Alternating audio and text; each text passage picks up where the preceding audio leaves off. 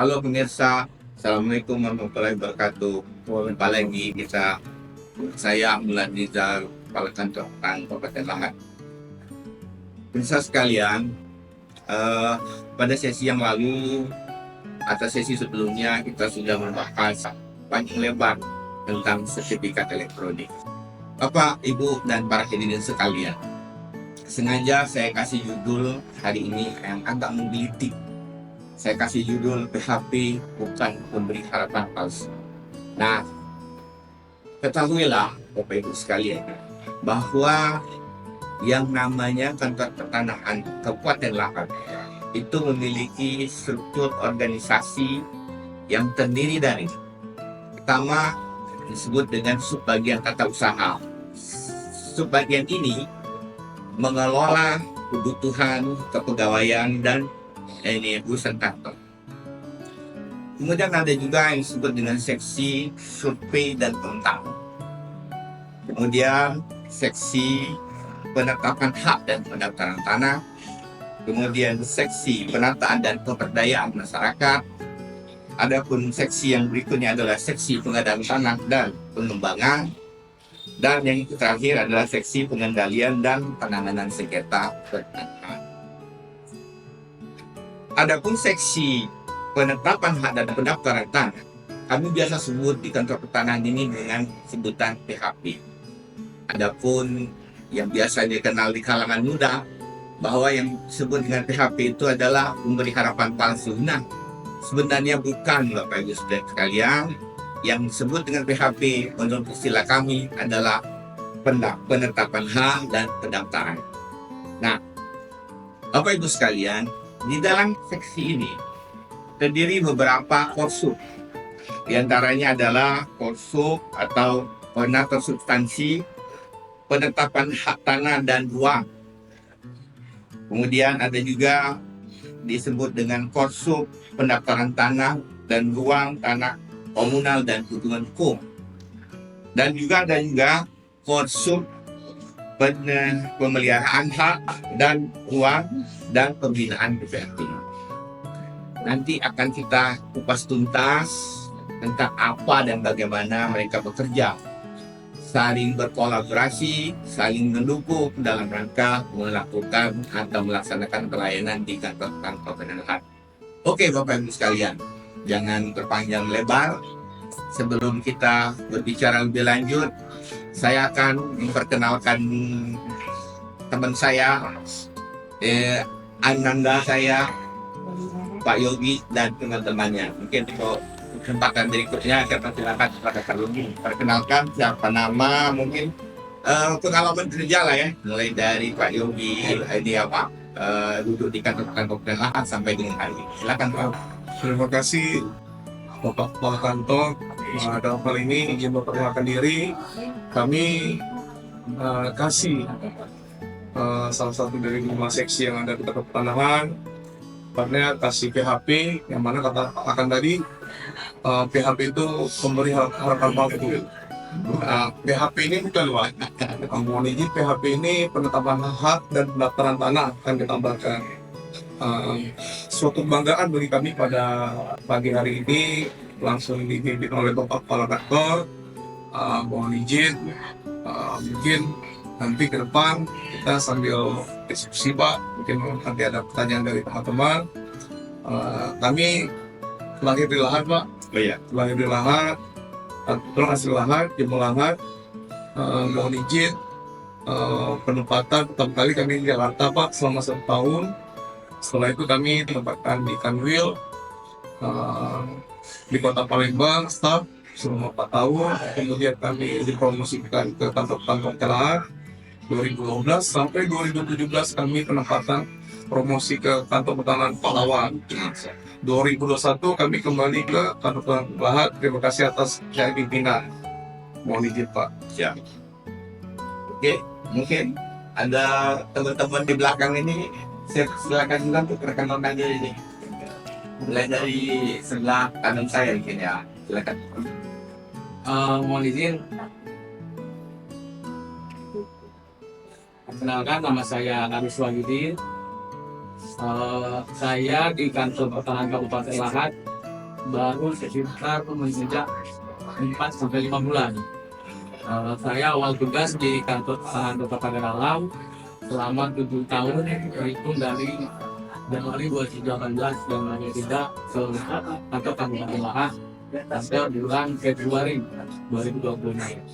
Saya di sini kebetulan selaku konsul silaturahmi tanah instansi pemerintah. Mungkin itu, terima kasih. Assalamualaikum warahmatullahi wabarakatuh. Silakan Presiden. Assalamualaikum warahmatullahi wabarakatuh. Mohon izin rekan dan Pak Kasih Pak Teknologi. Izin perkenalkan kami bernama MJP Marin Dajino. Penempatan di Lahat mulai tahun 2022. Alhamdulillah kita beri tugas di seksi penetapan hak dan sekarang memulai tugas sebagai konsul pendataan tanah dan kelembagaan komunal dan tanah komunal. Terima kasih rekan Pak Kasih. Terima kasih juga untuk sobat rekan-rekan.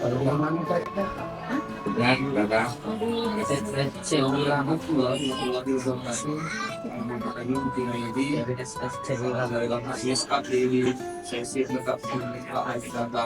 dan sekaligus ditunjuk sebagai manajer loket di kantor Padalarang. Ini dulu, terima kasih. Assalamualaikum warahmatullahi wabarakatuh. Nah, pemirsa, sedikit perkenalan bagi ada yang pengen lebih jauh ini tentang sejarah hidup bapak-bapak dan adik-adikku ini, silakan japri aja langsung ya. Baik, untuk selanjutnya, Pak Yogi, boleh jelaskan kepada pemirsa tentang apa tugas pokok daripada seksi PHP? Pak, seksi PHPT itu Pak, tugasnya penetapan hak tanah dan ruang, pendaftaran tanah dan ruang, pemeliharaan hak atas tanah dan ruang, penatausahaan tanah wilayah dan hak komunal, penetapan pengelolaan tanah pemerintah, hubungan kelembagaan serta pembinaan pengawasan BPHT Pak. Nah, pemirsa sekalian, begitu banyak tugas yang diemban oleh Pak Yogi dan kawan-kawan ini. Yakin kita tahunya produk yang ada di kantor pertanahan ini adalah sertifikat. Padahal bagaimana yang disampaikan oleh Pak Yogi tadi, mulai dari penetapan hak sampai dengan pemeliharaan data itu adalah tanggung jawab beliau di kantor tanah Kabupaten Lahat. Oke, Pak Yogi, apabila seseorang ingin mensertifikatkan tanahnya yang belum sertifikat, kira-kira peran Pak Yogi dan kawan-kawan di sini di tahapan apa dan kapan harus Pak Yogi berperan di situ? Silakan. Khususnya buat masyarakat Kabupaten Lahat yang memiliki tanah di wilayah kerja kantor pertanahan Kabupaten Lahat, silakan datang ke kantor pertanahan Lahat melalui loket layanan. Nanti tugas loket melalui manajer loket akan memeriksa semua kelengkapan berkas, hasil surat tanah harus membawa. Apabila nanti sudah dirasa lengkap oleh teman-teman di loket, akan diberi belangko permohonan. Setelah diberi belangko permohonan, nanti masyarakat akan ditunjuk Pak, diberitahu bahwa ada yang harus diisi. Nah, itu dari sejarah tanah, riwayat pemilikan, terus dengan detail haknya Pak. Setelah lengkap nanti silakan diajukan di kantor pertanahan. Nanti akan dihitungkan biaya sesuai dengan PP 108/2015. Nanti tertera di awal kita store biaya pengukuran. Setelah dilakukan biaya pengukuran, nanti teman-teman atau masyarakat terbit peta bidang. Setelah terbit peta bidang, nanti diberitahukan untuk melakukan store panitia A. Di panitia A inilah nanti peran serta dari teman-teman di PHPT akan turun ke lapangan Pak, sesuai dengan PP 128, biaya akomodasi transportasi bertanggung mohon. Nanti petugas akan mengecek hasil rekam yang telah dikeluarkan apakah sesuai baik dari yuridis formalnya, tata ruangnya, nanti petugas akan menuangkan dalam risalah panitia. Setelah itu kami mempersiapkan SK pemberian hak yang mana akan ditandatangan oleh kepala kantor. Setelah terbit, nanti masyarakat diberitahukan bahwa SK pemberian hak telah keluar. Masyarakat wajib melakukan stok BPHTB, yang mana nanti akan dilakukan stok BPHTB apabila kena di kantor dinas BPKAD. Setelah itu melaporkan ke kantor pengadilan untuk menyerahkan surat-surat asli berikut dengan stok BPHTB, ya. Dengan biaya pendaftaran haknya 50.000 dan terbit sertifikat elektronik. Pak Yogi, boleh jelaskan sedikit di sini. Tadi Pak Yogi menjelaskan tentang adanya alas hak. Kira-kira pastilah ada banyak pertanyaan dari masyarakat. Apa yang dimaksud dengan alas hak ini? Kemudian kalau mereka tidak memiliki alas hak sama sekali, apa yang harus mereka lakukan? Silakan.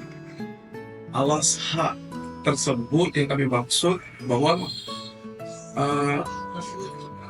seseorang mengakui bahwa bidang tanah itu adalah milik yang bersangkutan, itu harus didasarkan dengan alas hak. Ya. Seperti contoh bukti kepemilikan kendaraan, baik di situ ada STNK dan BPKB. Nah berikut ya, kita kembalikan bahwa BPN ini sifatnya administrasi, Pak. Ya, jadi secara administrasi, seseorang datang ke kantor pertanahan mengakui bahwa memiliki bidang tanah, sebidang tanah, sudah otomatis kami menanyakan alasan perolehan apa yang didapat.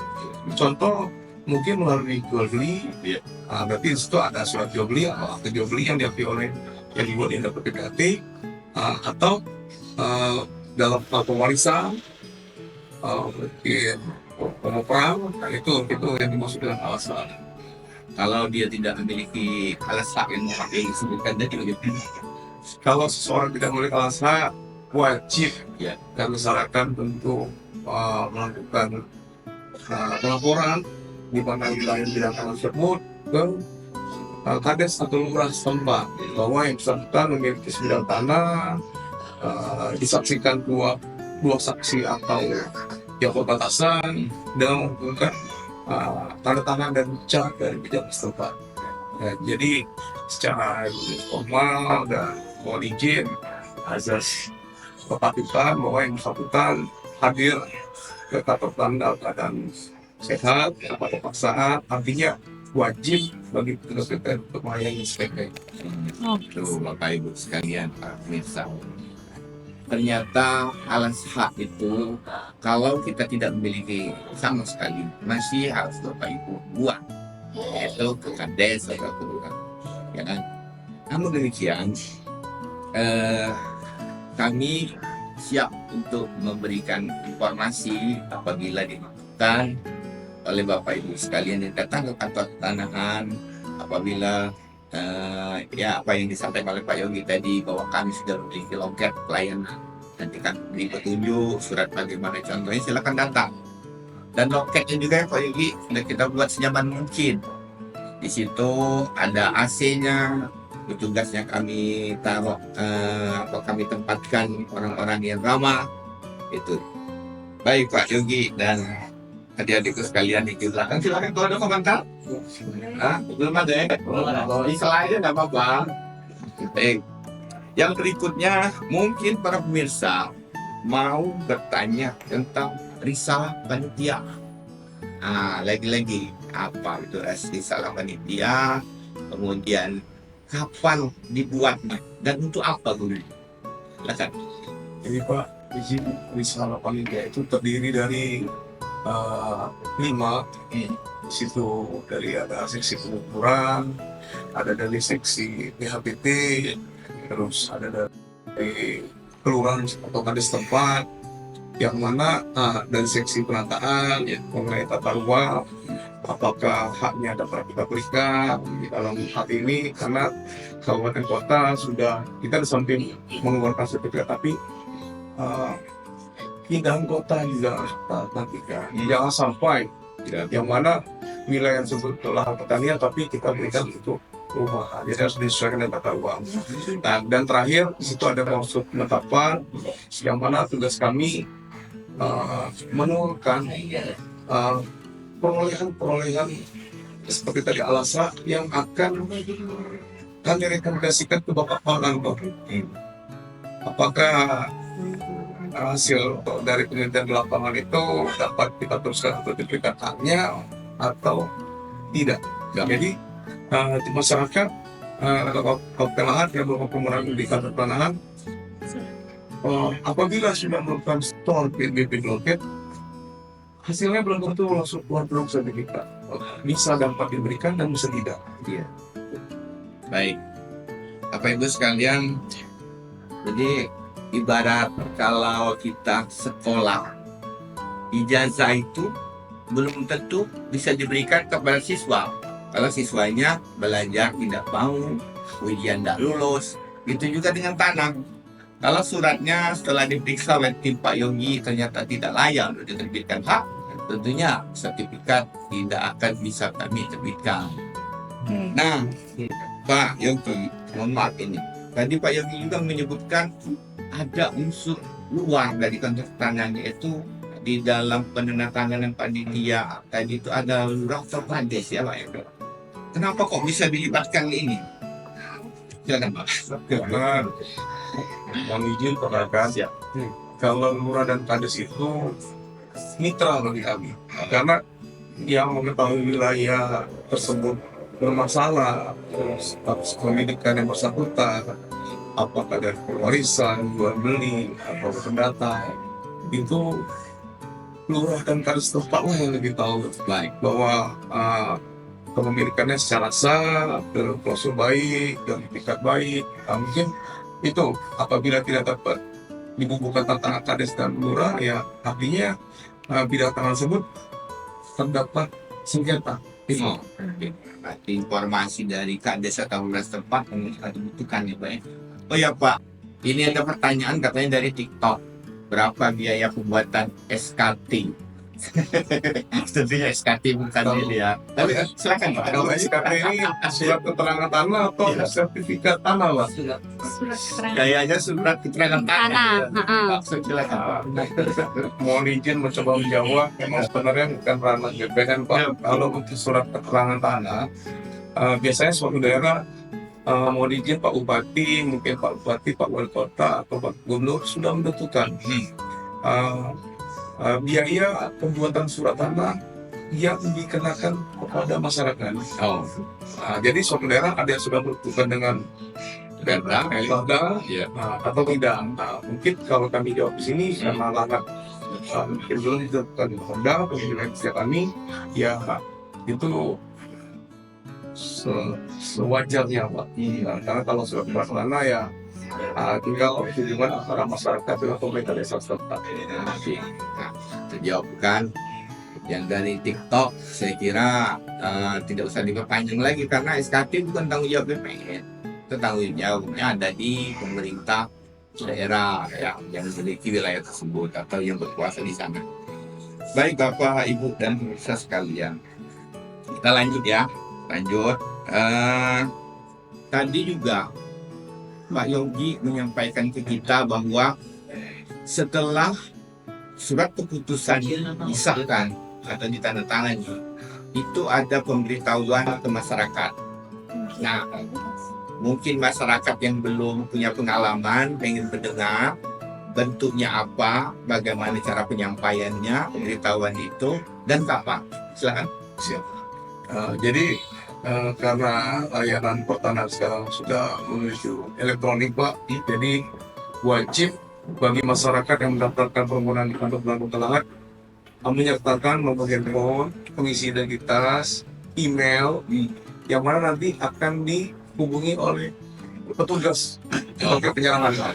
Jadi apabila SK yang sudah ditandatangan oleh Bapak Kepala Kantor nanti akan infokan melalui.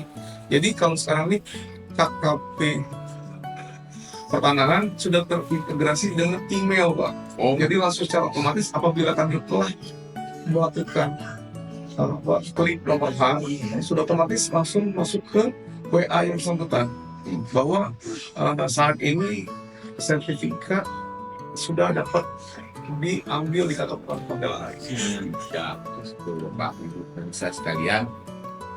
Ternyata BPN sekarang sudah semakin maju, Pak.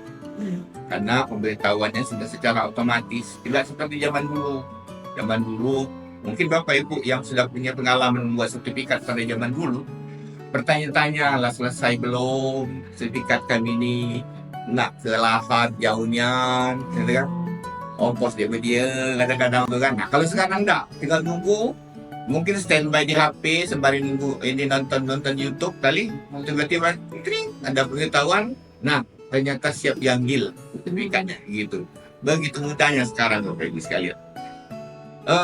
Juga saya perlu tambahkan juga sedikit informasi di sini. Tadi Pak Yogi menyampaikan istilah-istilah yang biasa kami pakai di kantor, seperti KKP itu adalah singkatan dari komputerisasi kantor pertanahan. Adapun sekarang ini memang kita udah nggak zamannya lagi pakai mesin tik, udah main klik-klik aja Bapak Ibu sekalian, udah canggih sekarang. Selanjutnya, ini ada juga pertanyaan dari Instagram, Pak Yogi. Adakah pengurangan untuk biaya BPHTB bagi pensiunan? Pensiunan tentulah pensiunan PNS ya. Kalau pensiunan dari apa namanya perusahaan asing atau swasta, tentunya mungkin nggak ada. Silahkan Pak. Mohon izin menjawab Pak. Ya, siap. Sebenarnya bukan opsi kami, tapi ya, wajib kami memberikan informasi atau mencoba sharing mungkin dengan Pak Kakak. Ya. Kalau menurut kami untuk BPHTB itu ya itu ranahnya pemerintah daerah dan ini pendapatan daerah. Kalau untuk masyarakat yang merasa keberatan atau kena masalah yang setelah pensiunan, apabila penghitungan BPHTB melalui NJOP, nah, itu ya dirasa besar, masyarakat bisa bukan bernego Pak. Jadi masyarakat itu bisa dengan melampirkan bukti NJOP sebelah. Oh, Ya, itu menurut kami. Dan juga apabila ada NJOP besar, bisa melihat dari nilai transaksi pasar. Contohnya yang bersangkutan membeli tanah pada tahun 2024, ternyata di 2025 ada kenaikan NJOP yang signifikan. Baik. Jadi bisa melalui NJOP, nilai pasar, atau PBB yang bertetangga. Mungkin di situ ada izin dari teman-teman Pemkab, Provinsi Dinas Pertanian Daerah, ada pengurangan. Iya Pak Yogi. Tadi barusan saya baca dari surat kabar, ternyata ada salah satu kabupaten di Provinsi Sumatera Selatan ini, kepala daerahnya siap untuk mengeliminasi atau menghilangkan BPHTB.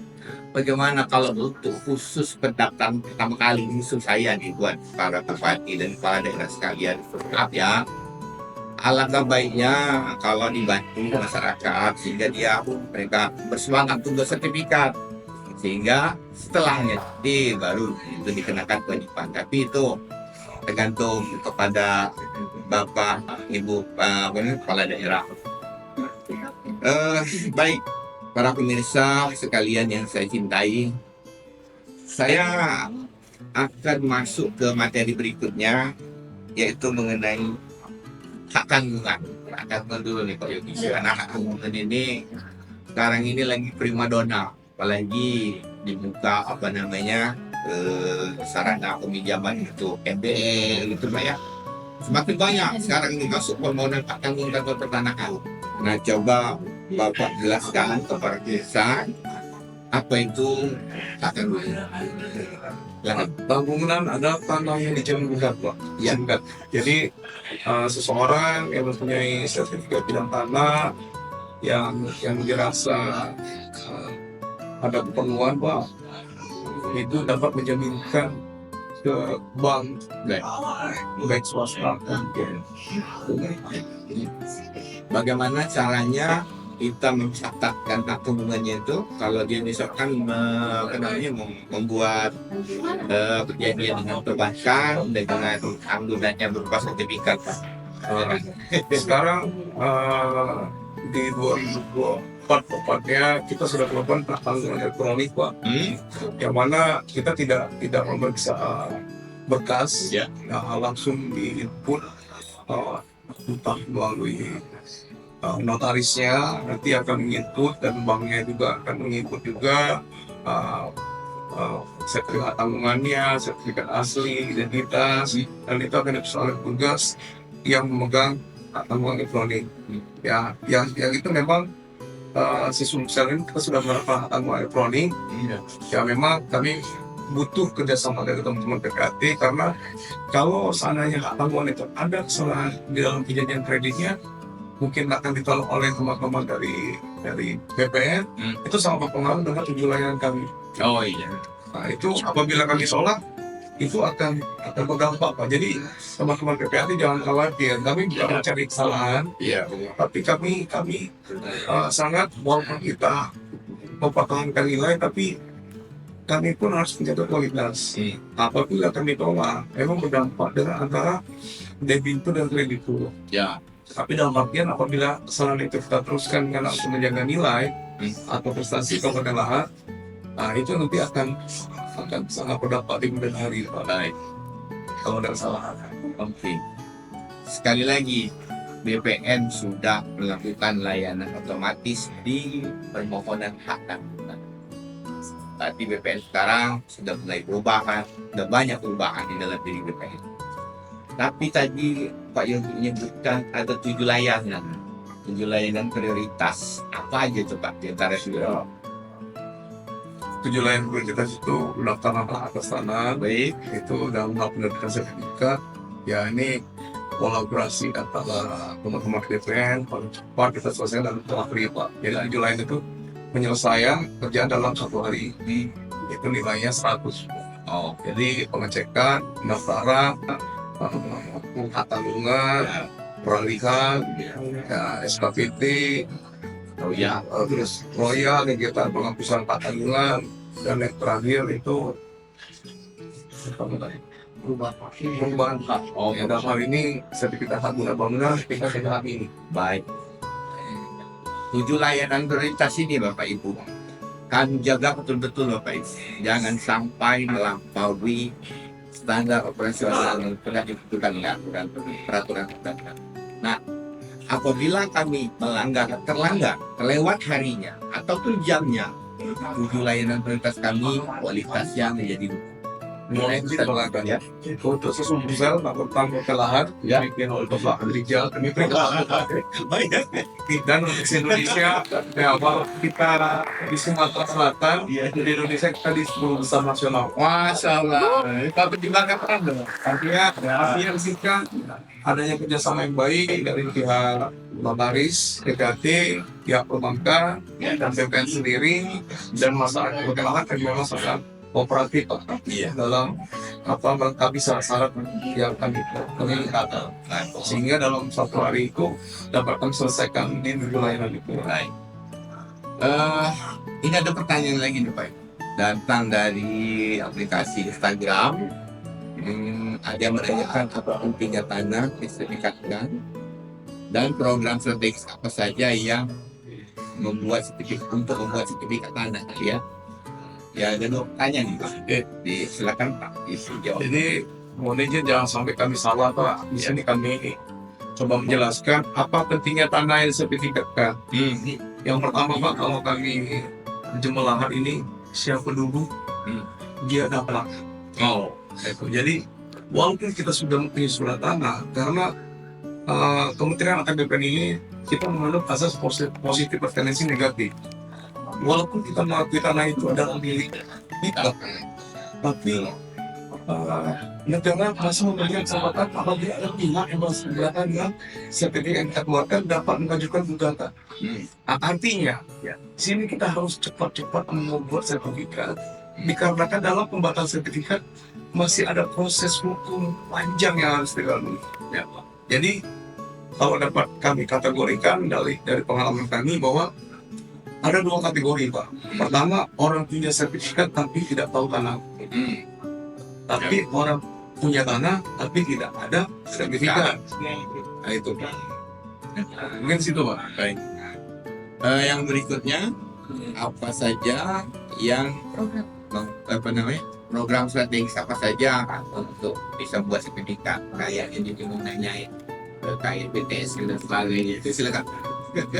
Jadi dalam hal ini program pemerintah dari 2021 Pak, kami tugas di Kota Lahat, masyarakat Kota Lahat sangat antusias Pak, sangat antusias. Di mana kami dan setiap proyek, contohnya PTSL, penata tanah strategis nasional, semua target yang diberikan oleh pemerintah kami capai Pak. Ya, tidak dibuktikan dengan beberapa yang mengangkat kami dapatkan.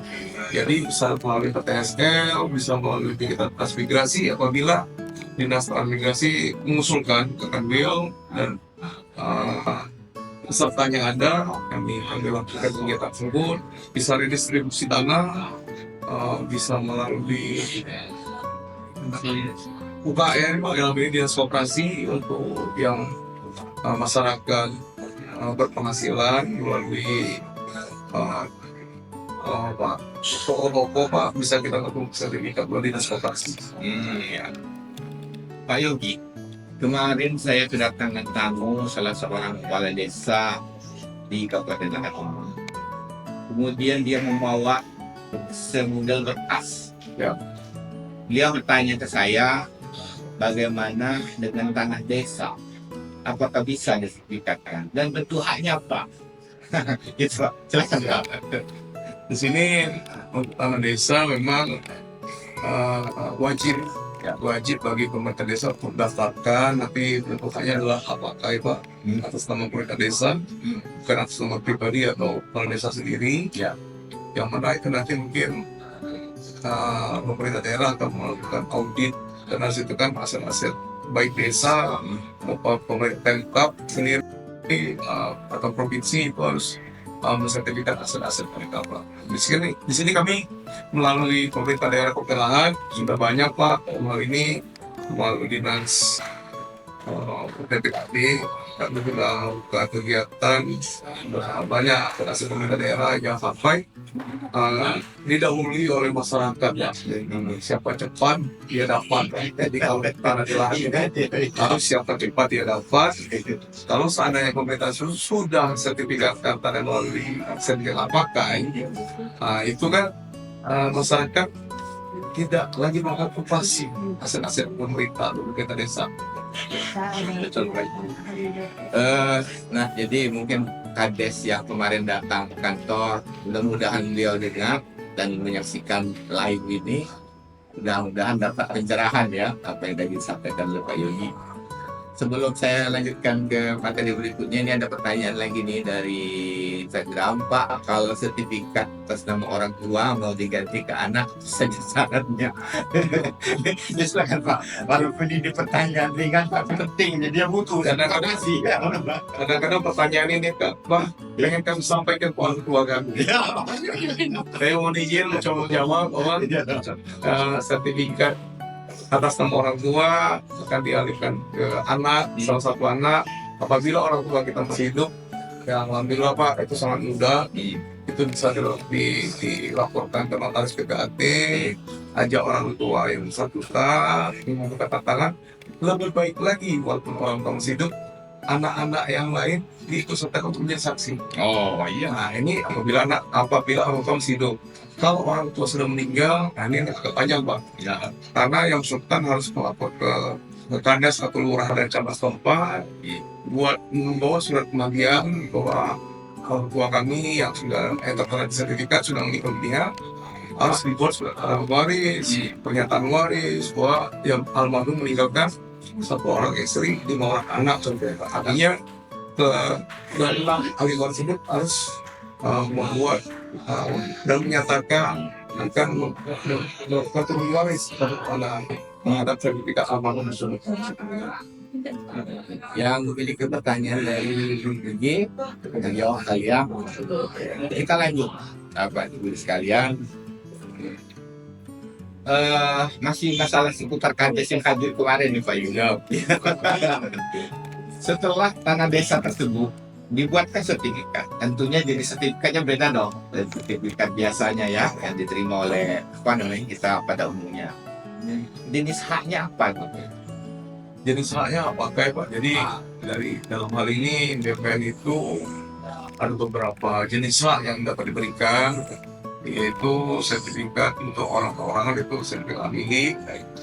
Kalau untuk pemerintah daerah itu sertifikat pakai.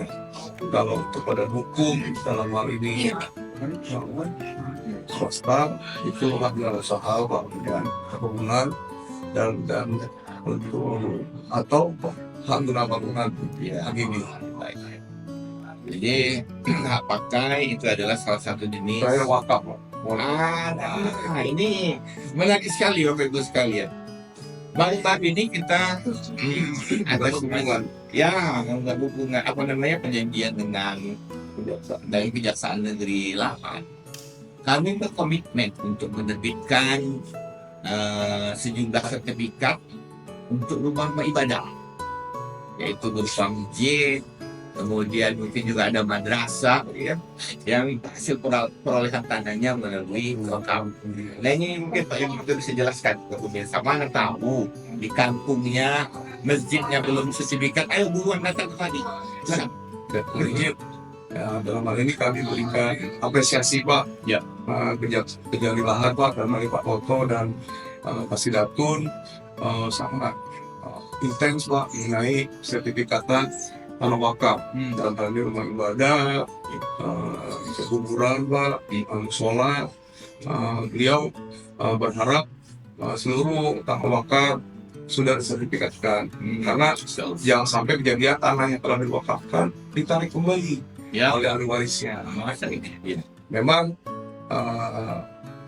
teman-teman dari KUA ini di samping tugasnya menikahkan laki-laki dan perempuan, nah ini kita menikahkan tanah sertifikat. Iya betul. melalui sertifikat wakaf. Betul.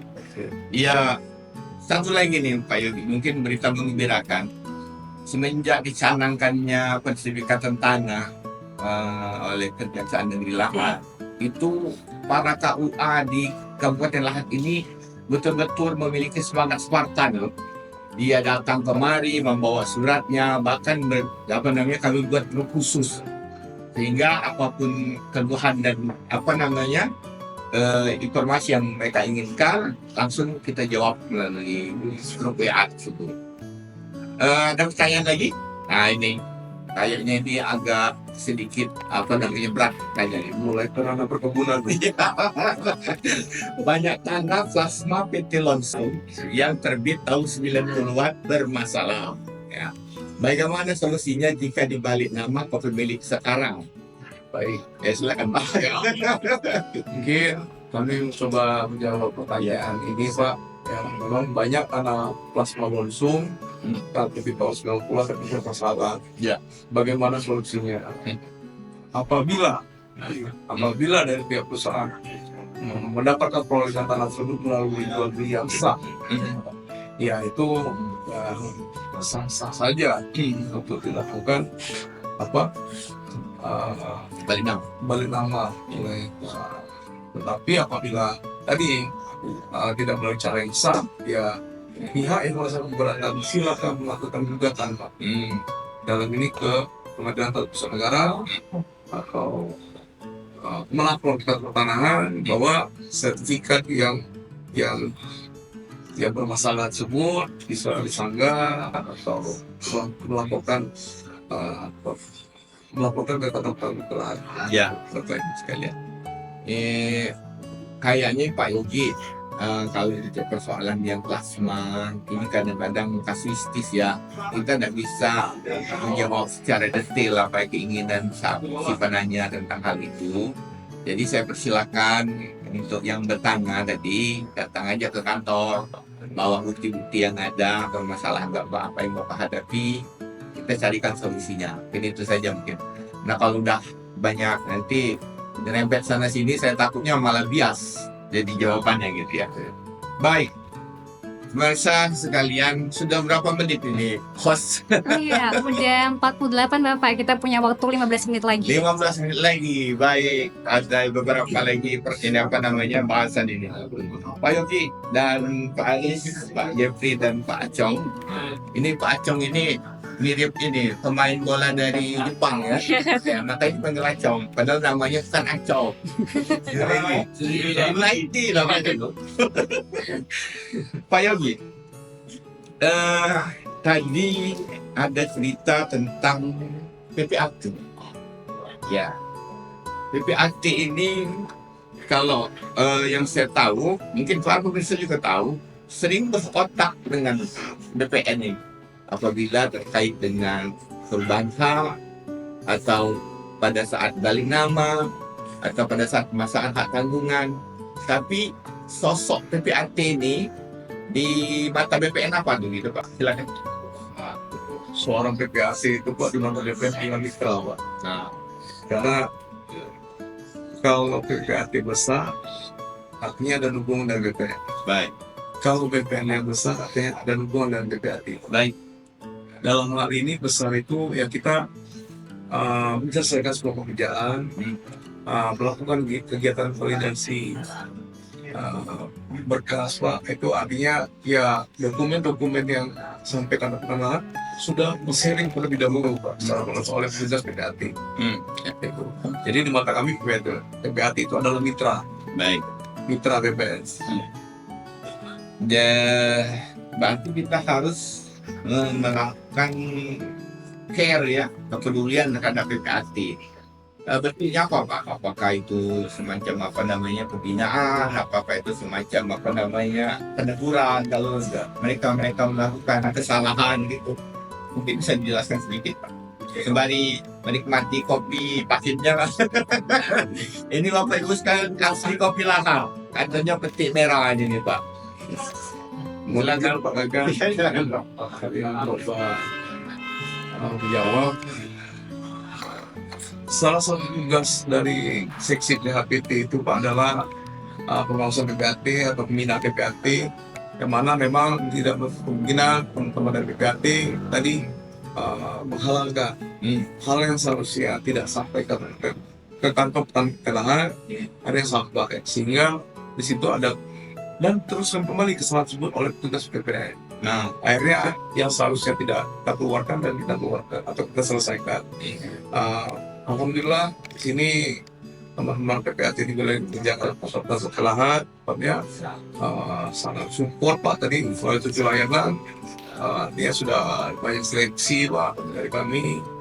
Di situ artinya dukungan dari teman-teman PPAT itu sangat dukungan di sini kan artinya PPAT, baik teman-teman dari Kades atau Kelurahan itu ada ujung tombak kami Pak. Oh, ya. Artinya kalau berkasnya sudah direkapkan, sudah diselesaikan oleh teman-teman PPAT, sudah kami anggap lengkap. Jadi kita tinggal memvalidasi atau mengoreksi. Ada pertanyaan lagi?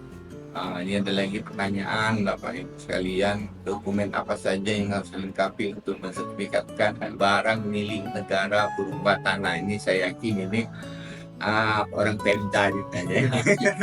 Silakan. Atau ini dari instansi lain ya? Sama-sama plat merah. Iya, sama-sama plat merah. Silakan Pak. Justru kami sangat intens Pak mengenai BMN, DMD, sapi tanah wakaf dan orang-orangan. Itu barang milik negara ini memang ada dokumennya, salah satunya KTPR Pak. Saya mengangkat KTPR itu memang yang mengeluarkan pemerintah sendiri, akan tetapi pemerintah merasa keberatan dengan aturan tersebut. Dengan ada KPR, karena ada tugas lagi yang harus dilakukan oleh teman-teman dari MK.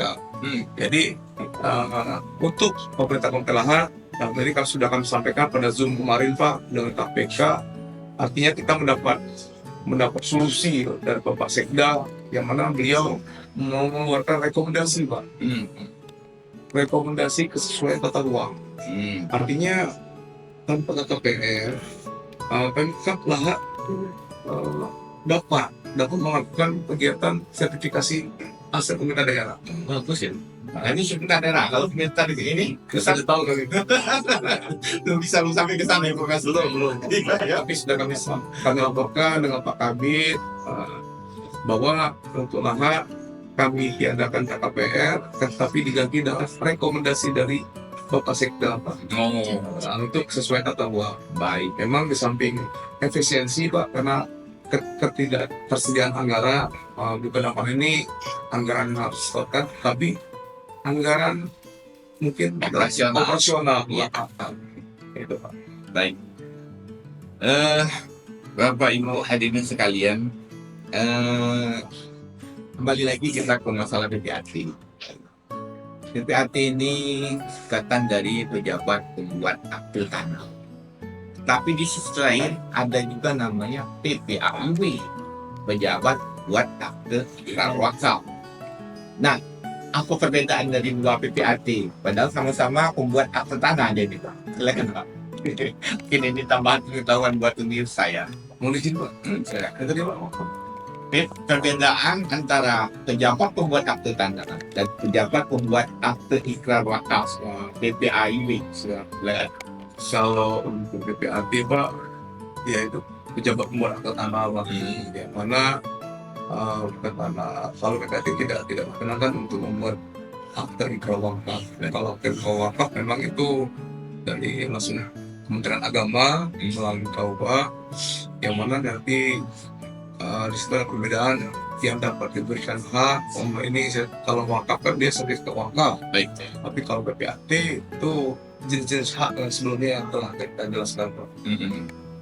Ya, artinya memang berbeda apa namanya sosoknya, berbeda juga tugas dan kewajibannya, tanggung jawabnya antara PPAT dan PPAIW. Di PPAIW itu khusus membuatkan akte ikrar wakaf saja. Kalau yang lain-lainnya dia tidak berwenang dan dia bukan dilantik dan disumpah oleh Kementerian BPN, ya kan Pak Igi? Ya. Ini pemirsa, ada pertanyaan lagi. Jika beberapa bidang tanah dijadikan satu hak tanggungan analog dan diperjanjikan parsial, apakah bisa diroyah secara parsial? Saya yakin ini yang nanya ini orang Bangkang. Silakan Pak Yogi.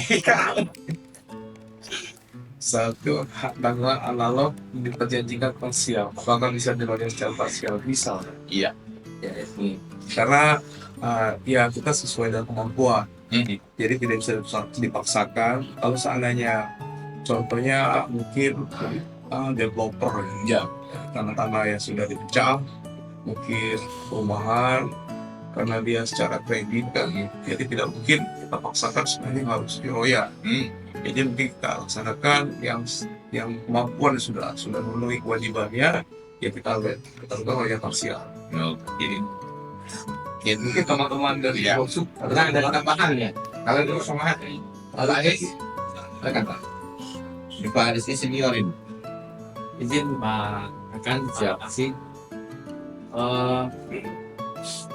Balik ke pertanyaan terkait beberapa SHD dengan beberapa bidang tanah yang dijadikan jaminan dalam satu SHD, baik itu analog ataupun elektronik. Saya juga analog analog misalnya jadi apakah boleh diroyah secara parsial? Tadi dicontohkan sudah dijawab, bisa dicontohkan seperti bidang-bidang tanah hasil pecahan perumahan. Baik. Karena bisa saja yang lunas itu beberapa persil tidak diroyah secara parsial. Di sini mungkin saya menegaskan juga bahwa hak tanggungan itu merupakan perjanjian aksesoris. Ya. Sifatnya itu tambahan. Di mana yang menjadi perjanjian pokoknya itu adalah perjanjian kreditnya. Artinya kembali kepada perjanjian kreditnya sendiri. Latar belakang kenapa beberapa persil dijadikan satu jaminan dalam satu perjanjian kredit tentu adalah latar belakang untuk kesepakatan keperdataan antara kreditur dan debitur. Artinya hak tanggungan prinsipnya bisa diroyah secara parsial, tapi kembali lagi kepada kesepakatan isi perjanjian pokok itu barangkali. Jadi jangan sampai hak tanggungan yang terbit berdasarkan akta pemberian hak tanggungan itu berseberangan atau bertentangan dengan isi perjanjian pokok. Oh, Itu mungkin saya sampaikan. Terima kasih. kasih Pak Aris. Pak Aris ini kalau saya judge ya, bisa jadi dosen ya. Nanti saya calonkan Pak. Ya, saya selesai lah. Misalkan ini kekurangan universitas yang kekurangan dosen masalah hak tanggungan dan hukum pertanahan, ada Pak Aris kan. Baik, ada lagi pertanyaan? Oke, saya nih. Nah, para pemirsa sekalian yang berbahagia. Tibalah kita di penghujung acara podcast ini. Dengan keras hati kami harus undur diri dahulu. Namun demikian, mungkin apa yang kami sampaikan tadi, apakah dari Pak Yogi, apa dari Pak Aris, Pak Jeffrey, dan Pak Chong, itu baru kulit-kulitnya saja. Jangan takut Bapak Ibu sekalian datang ke sini, datang ke kantor, silakan berkonsultasi dan tanya langsung ke kami, akan kami jawab. Kemudian tentulah juga kami sebagai manusia biasa tak luput dari kekurangan dan kesilapan. Ada salah kata di sana sini, kami mohon maaf. Tapi yakin, kembali lagi ke judul kita tadi, PHP bukan pemberi harapan palsu. Ternyata memang bukan, Pak, panjang lebar dijelaskan oleh Pak Yogi tadi. Demikian, Bapak Ibu para pemirsa sekalian, kami undur diri. Bila kepada Assalamualaikum warahmatullahi wabarakatuh. Waalaikumsalam. Oke.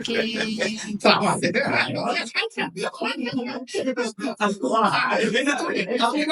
Ya.